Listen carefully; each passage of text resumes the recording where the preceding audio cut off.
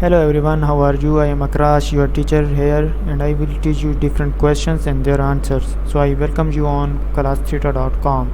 So our today's question is: the standard diameter of a golf ball is 42.67 mm. A golf ball factory does quality control on the golf balls. It manufactures golf balls are randomly measured to ensure the correct size.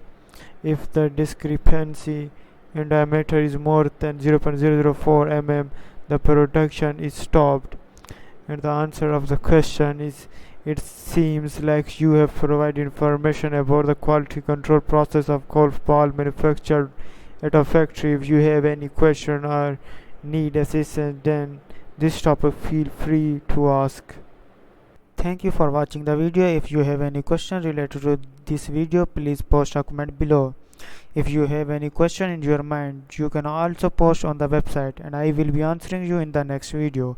Thank you for engaging with us. Until next video, bye bye.